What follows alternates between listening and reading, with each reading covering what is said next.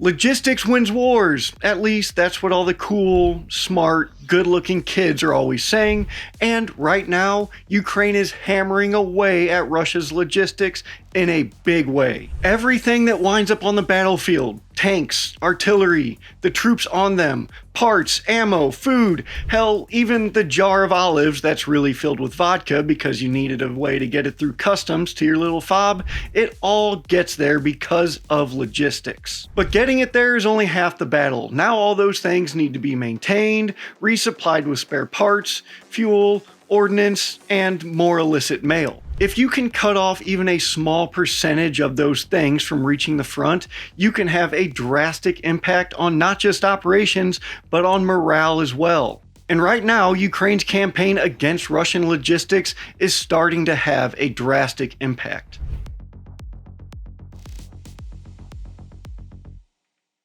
Over the past several months, Ukrainian forces have been expanding what are being called middle strikes, drone attacks against Russian logistics, air defenses, command posts, and support areas dozens of miles behind the front line. These attacks have been reported as typically happening between about 30 and 180 kilometers behind the line of contact, which means roughly 19 to 112 miles. That is too far for a lot of normal first-person view drones and artillery, but close enough to directly affect the troops fighting at the front. They've branded this new campaign as the Logistics Lockdown, and Kyiv says it is allocating another 5 billion hryvnias, or about $113 million, to expand their middle strike capabilities against Russian logistics, warehouses, equipment, command posts, and supply routes. The middle strike is basically the middle child of the drone war. On the one end, you have the short-range FPV drones and other small, often cheap drones that have turned the front into a literal nightmare. On the other end, you have long-range attack drones hitting refineries, oil facilities, airfields, ports, and military infrastructure deep inside Russia. Ukraine has been doing a lot more of those long-range strikes as well. So obviously, middle strikes sits between those two. These middle strike drones are being used to hit the stuff that keeps the front line alive: ammunition depots, fuel points, air defense systems, command posts, supply vehicles, drone teams, and field bases. Ukrainian units are using systems like the Chaklin V, B-2, and Novorossiya drones to hit Russian targets far from the trenches, with one Ukrainian commander saying his unit prioritizes radar installations, Buk, Tor, and Panzer air defense systems, large vehicles, and logistics. This is all having far-reaching implications. If a drone can reliably reach 80, 100, or 150 kilometers behind the front, Russia has to reconsider where it places things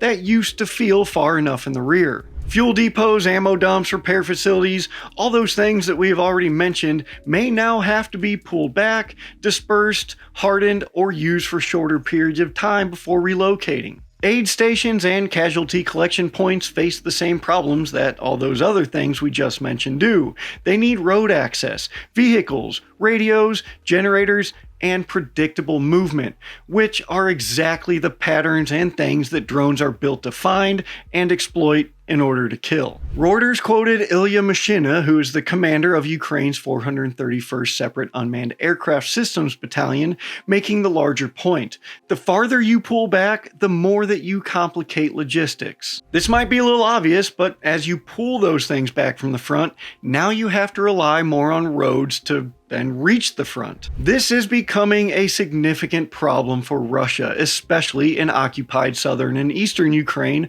where these routes connect Russia with occupied Donetsk, Zaporizhia, and Crimea. The Institute for the Study of War says that these Ukrainian strikes are hampering Russia's ability to move personnel and materiel along key arteries like the M14 highway from Rostov to Crimea through Mariupol. More recently, Ukraine's 412th Nemesis Brigade used a so-called new secret strike drone against the R280 highway, also called by Russian occupation authorities the Novorossiya route. This route runs through occupied Mariupol, Melitopol, and Simferopol, linking occupied southern Ukraine with Crimea and serving as a key logistics corridor for Russian military equipment and supplies. They claim that these new strike drones destroyed dozens of trucks and fuel tankers and forced Russia to limit heavy equipment movement along the highway. It also claimed that Ukrainian drones hit vehicles trying to bypass these routes by using dirt roads and other alternatives. Right now, nowhere seems to be safe for Russian truck drivers, and so obviously they're looking for other ways,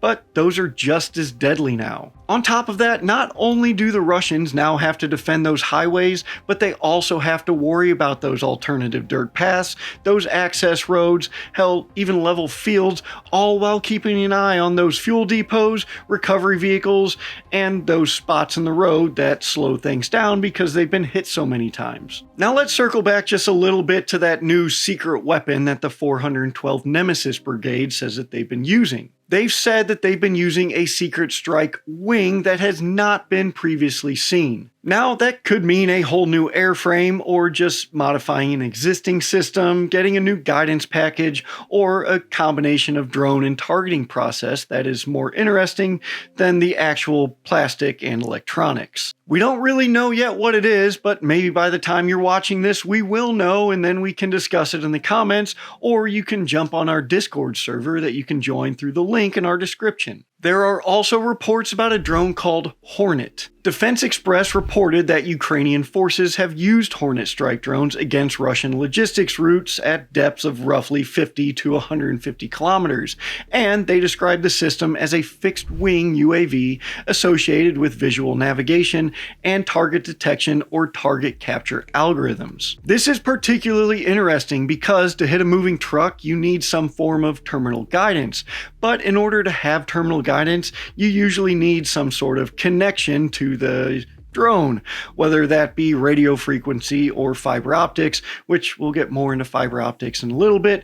But if they're using onboard terminal guidance through AI chips with cameras, then you really can't jam them through the typical GPS spoofing or GNSS spoofing. So these might be kind of a secret-ish weapon that they're now using AI to guide to the target, which, as we just described, would be huge. But whether the drone is Hornet, Decrotia, Chiklon V, B2, or something still being kept out of public view, it doesn't really matter. At least not for this story. These also aren't the only drones screwing up Russia's logistics. There are just a ton of drones in Ukrainian service.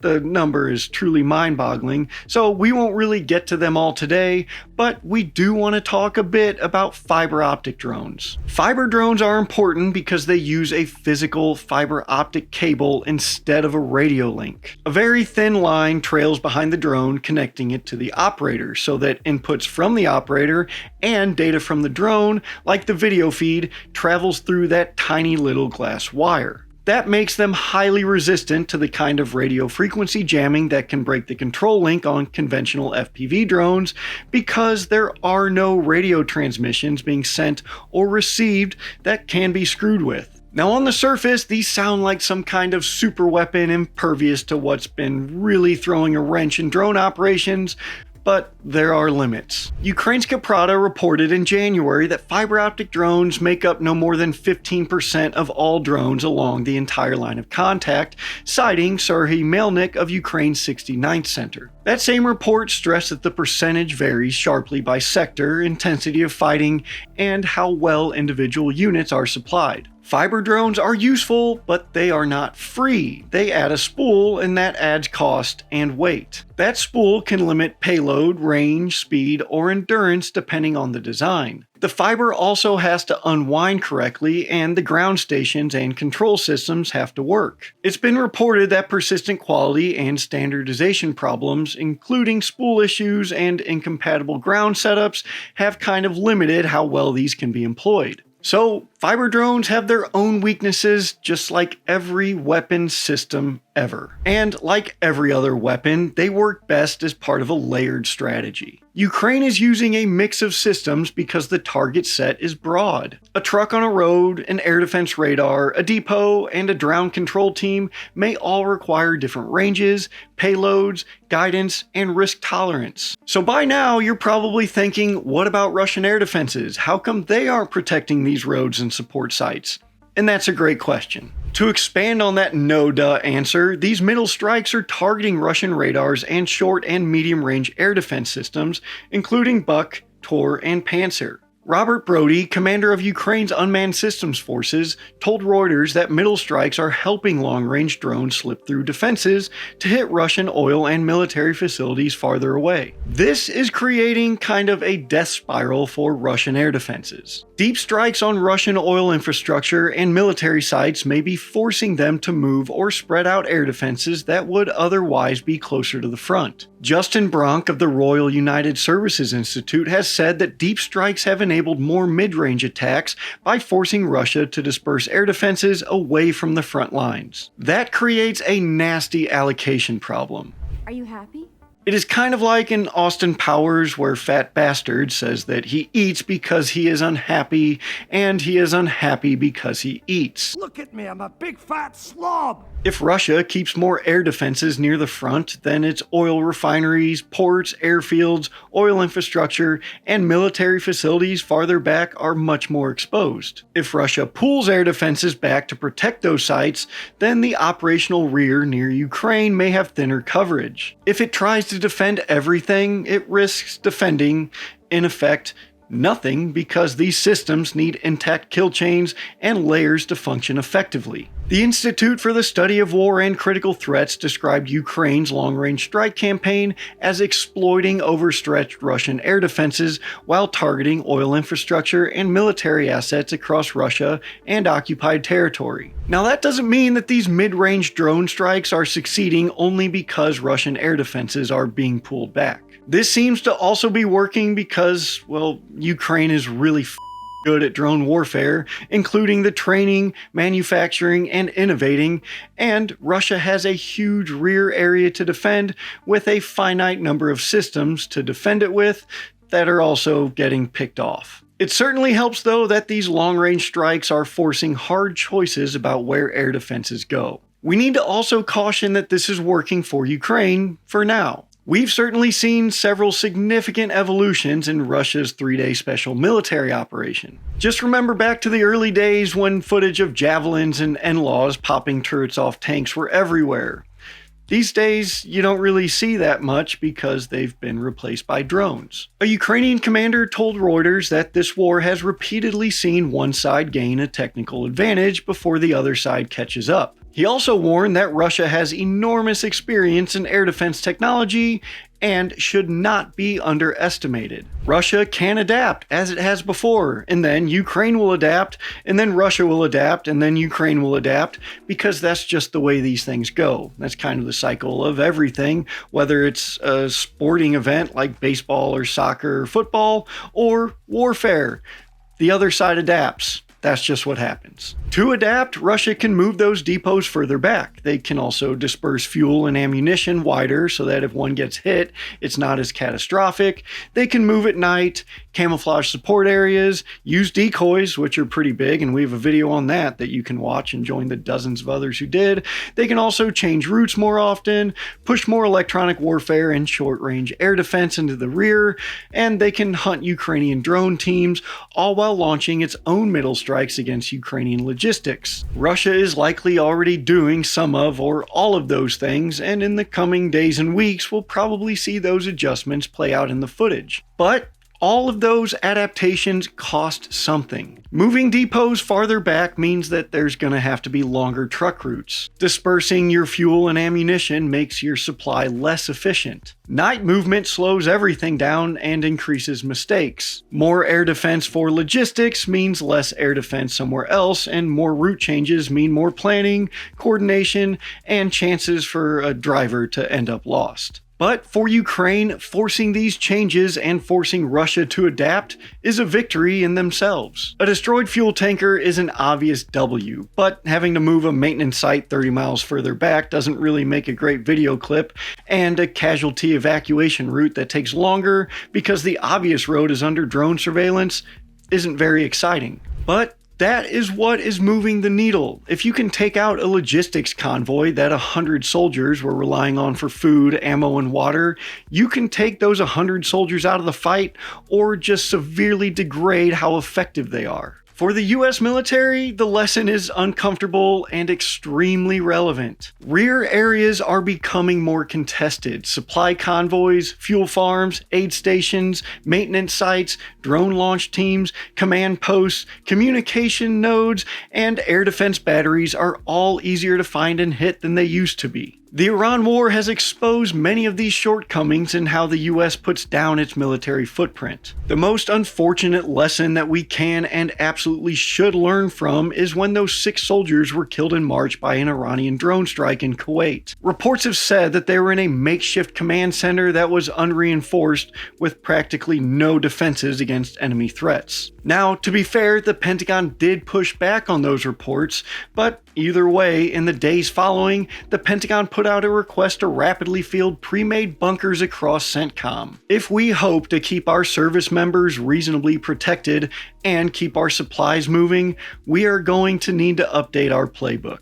Now, to be fair, the US has advantages that Ukraine does not. Air power, satellites, logistics capacity, electronic warfare, and a lot more money. But Ukraine is showing what happens when cheap and medium-range drones start focusing on boring logistics trucks and support sites far from the front. Just think about US forces in the Pacific. How long do you think a company of Marines operating a Nemesis anti-ship system to lock down crucial waterways will last without food being able to reach them? The same can be said in Europe. Soldiers probably wouldn't be able to hold a position for very long if they don't have water to drink. Bet you can't guess what I'm about to say now. Bet you can't guess. Actually, I bet you can. Logistics wins wars. So Ukraine is trying to, and they're succeeding in, making Russian logistics slower, farther away, more expensive, and just more stressful. And if Russia wants to keep attacking and hold on to the ground that it has taken, it still has to solve the same basic problem that every army has always had to solve ever. Getting the right stuff to the right people at the right time. So let us know what you think in the comments, and as I record this on May 29th it's now 10:12 in the morning Eastern time, a lot may change. So maybe we know what that secret new weapon is, or maybe Russian logistics are completely just destroyed right now, and we're going to be talking about how they're having to give up ground at a record pace, or maybe they've adjusted. Either way, let's talk about it in the comments, or if you want, head to that Discord server that I teased earlier. There's a link in the description if you want to get on that now. And I guess now is a great time to do channel updates. So I wrote this script, Savvy edited the video. I want to talk real quick about AI usage in these videos. I had a talk with Savvy. We're not going to use AI footage, AI imagery. We're going to make a very, very concerted effort to not put those things in the videos. I think that's important. One, I mean, it's our jobs, right? But two, it doesn't feel right. I don't know. It just doesn't feel right. So we might miss some things. Finding footage for these things is really, really difficult. And there's so much AI generated footage out there now that's being passed off as not AI that sometimes the editors looking for B-roll might come across a clip, watch 3 to 5 seconds of it, not really be too tuned in, because guys, editing these videos is a ton of work. It takes a ton of time. And after a while, your attention to detail starts to fade. It happens. So we're going to be looking for that really closely, calling it out when we see it before it reaches you all in the audience. But we're doing our best. We're going to make mistakes with it, but we're making mistakes because we're human. We're not making dumb AI mistakes where we have like 8 fingers and, on one hand, although that doesn't really happen anymore. But we're going to make mistakes where we miss things. Footage isn't going to be right. Things aren't going to line up. That just happens. Please extend us a little bit of grace. We're trying to make this human centric, and humans up a little bit. So we're going to do that. If we do make a huge mistake, email me with corrections in the subject line at kyle.gunn@taskandpurpose.com. We want to get things right. We aren't trying to excuse ourselves for being wrong, but we want to get them right. This is a way that you all can keep us honest, and we can keep ourselves honest. That's really all I got. I don't know. I really appreciate everybody being here with us. David is working on some really cool stuff. I've got some things coming out that we're really excited about. So stay tuned, subscribe, like, tell your friends, join us on Discord. Whatever, whatever you want to do to support, we really appreciate it. I'm Kyle, your friendly ginger producer man. You are all dismissed. Thank you so much for being here. We'll see you next time.